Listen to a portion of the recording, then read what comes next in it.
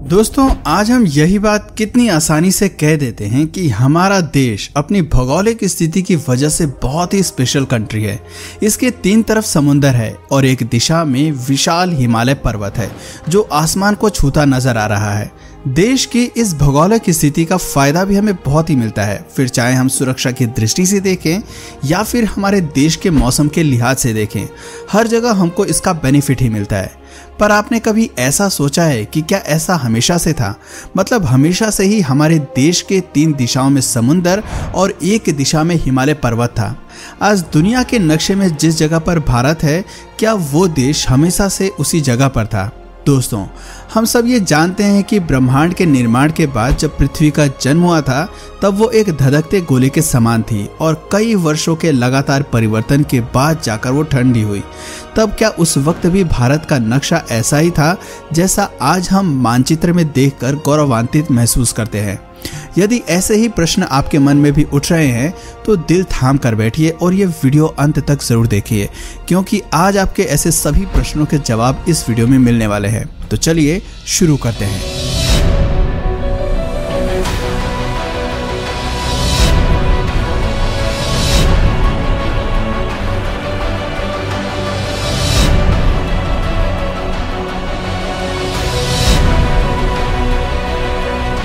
बात 225 मिलियन साल पहले की है। तब की धरती ऐसी नहीं दिखती थी जैसा आज हम मानचित्र और सैटेलाइट इत्यादि में देखते हैं। तब पृथ्वी को बने महज 4 अरब 20 करोड़ साल हुए थे। पृथ्वी अपने जीवन की शुरुआती चरण में थी। तब जीवन भी बहुत सूक्ष्म स्तर पर था। बड़े बड़े जीवों का नामो निशान नहीं था। आज हमें विश्व के नक्शे पर 7 महाद्वीप और उनके बीच 4 बड़े महासागर दिखते हैं जो उन सभी महाद्वीपों को विभाजित करते हैं। पर 225 मिलियन साल पहले ये पूरी पृथ्वी मात्र एक बड़ा भूखंड थी। यानी पानी तो था, लेकिन धरती अलग अलग टुकड़ों में बटी हुई नहीं थी, बल्कि एक साथ जुड़ी हुई थी और एक जगह पर थी। उस वक्त न भारत था, न चीन था, न अमेरिका, न साउथ अफ्रीका और न ऑस्ट्रेलिया। वो था एक बड़ा भूखंड जिसका नाम पेंजिया था। अब जैसे जैसे समय बढ़ता गया वैसे वैसे परिवर्तन होता गया, क्योंकि परिवर्तन ही तो प्रकृति का नियम है। तो बस इसी नियम के चलते पेंजिया भी धीरे धीरे 2 भागों में विभाजित होने लगा। अब आप सोच रहे होंगे कि आखिर ऐसी क्या घटना घटी होगी जिसके चलते भूखंड टूटने लगा। तो दोस्तों, आपको बता दें कि इसका सबसे बड़ा कारण था टेक्टोनिक प्लेट्स का एक जगह से दूसरी जगह जाना। टेक्टोनिक प्लेट्स किसी एक जगह नहीं रहती, वो हिलती रहती हैं और आज भी हिल रही हैं। पर अब प्रश्न उठता है कि आखिर ये टेक्टोनिक प्लेट्स क्या हैं और क्यों हिलती रहती हैं? तो दोस्तों, जो हमारी धरती की ऊपरी सतह है जिस पर हम सब रहते हैं, घर बनाते हैं, वो असल में स्थिर नहीं है, पर हमको वो स्थिर दिखाई देती है। ऊपरी सतह के जो नीचे वाला भाग है वो कई छोटे छोटे प्लेट्स में बटा हुआ है और वो प्लेट्स एक स्थान से दूसरे स्थान तक मूव करती रहती हैं। यही छोटी छोटी प्लेट्स ही टेक्टोनिक प्लेट्स कहलाती हैं। अब ये प्लेट्स क्यों मूव करती हैं, इसके पीछे की वजह भी दिलचस्प है। दोस्तों, जैसे कि मैंने बताया कि हमारी धरती की सतह जिस पर हम सभी रहते हैं वो टेक्टोनिक प्लेट्स के ऊपर है।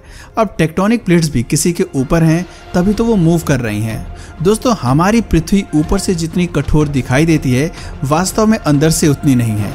टेक्टोनिक प्लेट्स के नीचे किसी पेस्ट की तरह एक गाढ़ा तरल भरा हुआ है। प्लेट्स इसी तरल के ऊपर तैर रही हैं। अब जब तरल पदार्थ खुद एक जगह पर स्थिर नहीं रहता तो उस पर टिकी हुई कोई चीज भला कैसे स्थिर रह सकती है? यही वजह है कि टेक्टोनिक प्लेट्स मूव कर रही हैं। लेकिन सभी टेक्टोनिक प्लेट्स की मूवमेंट इतनी स्लो होती है जिन्हें हम महसूस भी नहीं कर सकते। इनकी मूवमेंट का असर भी आज नहीं दिखेगा, ये असर लाखों सालों में दिखता है। इस वक्त जब आप वीडियो देख रहे हैं तब भी आप जिस टेक्टोनिक प्लेट पर हैं वो मूव कर रही है। तो दोस्तों, टेक्टोनिक प्लेट की मूवमेंट का फंडा तो समझ आ गया होगा। अब आगे चलते हैं।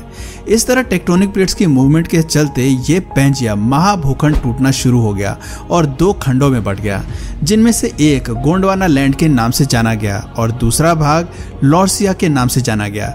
ये घटना 1000 या 10,000 या 1 लाख वर्षों में नहीं हुई थी, बल्कि इसको होने में करोड़ों सालों का वक्त लग गया। पेंजिया महाखंड के टूटने की शुरुआत अंटार्कटिक सर्कल से हुई थी, जिसके बाद तमाम देशों का निर्माण हुआ। पहला भाग जिसका लॉर्सिया था उससे भी एशिया, यूरोप और अमेरिका आदि का निर्माण हुआ और दूसरे भाग गोंडवाना लैंड से पहले दक्षिण अफ्रीका और फिर ऑस्ट्रेलिया का निर्माण हुआ। अभी हमको गोंडवाना लैंड पर ही फोकस करना है।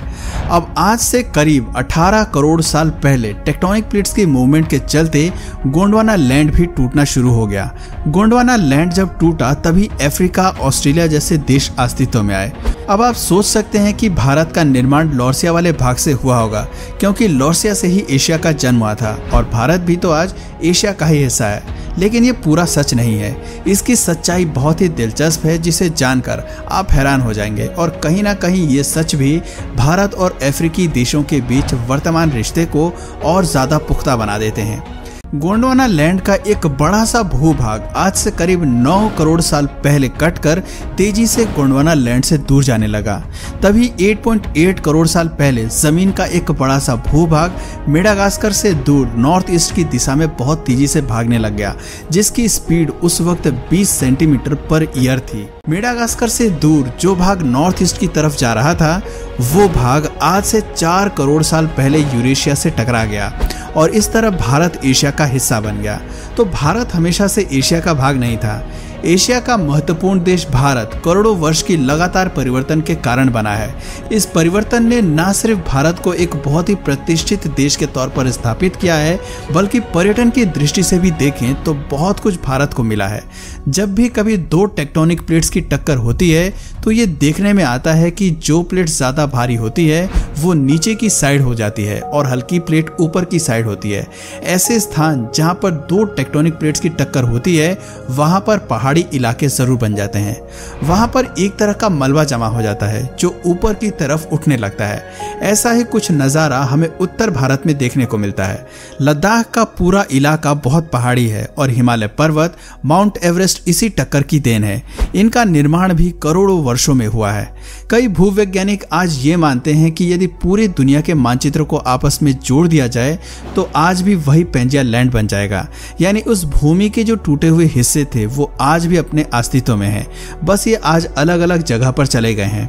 अब आपको क्या लगता है, धरती के नीचे होने वाले बदलाव अब रुक गए हैं? यदि आप ऐसा सोच रहे हैं तो आप बिल्कुल गलत हैं, क्योंकि आज भी धरती के नीचे कई तरह के परिवर्तन चल रहे हैं। हमारा भारत जिस टेक्टोनिक प्लेट पर है वो प्लेट लगातार उत्तर की तरफ बढ़ रही है। इस वजह से उत्तर भारत के पहाड़ों की ऊंचाइयां हर साल बढ़ती जा रही हैं। उदाहरण के लिए अगर आप हिमालय की ही लंबाई देखें तो हर साल इसकी लंबाई में 1 सेंटीमीटर का इजाफा हो जाता है और यह बर्फबारी के कारण नहीं बल्कि टेक्टोनिक प्लेट्स की मूवमेंट के कारण होता है। तो दोस्तों फिलहाल तो दुनिया हमें इस तरह से दिख रही है, लेकिन आगे आने वाले कई लाखों करोड़ों साल में दुनिया का नक्शा बहुत बदल जाएगा। टेक्टोनिक प्लेट्स की मूवमेंट के चलते कई नए भूखंड बनेंगे और ये पुराने भूखंड समाप्त भी हो जाएंगे और ये प्रक्रिया निरंतर चलती रहेगी, क्योंकि हम जानते हैं कि प्रकृति में परिवर्तन होते रहता है और परिवर्तन प्रकृति का नियम है। कभी दुनिया में सिर्फ सूक्ष्म जीव होते थे जिनमें एक कोशिकीय जीव थे। उसके कुछ वक्त बाद डायनासोर्स का जन्म हुआ जो कि बहुत ही विशालकाय थे, लेकिन आज हम जैसे बुद्धिमान जीव धरती पर चल रहे हैं। अब ये सिलसिला भी कब रुकेगा कोई नहीं कह सकता। हो सकता है अगले कुछ वर्षों में इंसानों का अस्तित्व भी यहाँ से मिट जाए और हमसे भी ज्यादा बुद्धिमान जीव इस धरती पर रहने लगे। तो दोस्तों धरती या भारत से जुड़ी इसके आगे की और जानकारी चाहिए तो आप कमेंट में पार्ट 2 इसका जरूर लिखिए। और अगर इस वीडियो से आपको कुछ नया जानने या सीखने को मिला या फिर इंटरेस्टिंग लगा तो प्लीज इस वीडियो को एक लाइक करके अपने फ्रेंड्स और फैमिली में से जरूर शेयर करें। और यदि आप इस चैनल पर नए हैं तो प्लीज इस चैनल को सब्सक्राइब करके बेल नोटिफिकेशन आइकन को ऑन कर लीजिए ताकि हमारे आने वाले वीडियोस आप मिस ना करें। मिलते हैं फिर किसी वीडियो में नए टॉपिक के साथ, तब तक के लिए नमस्कार।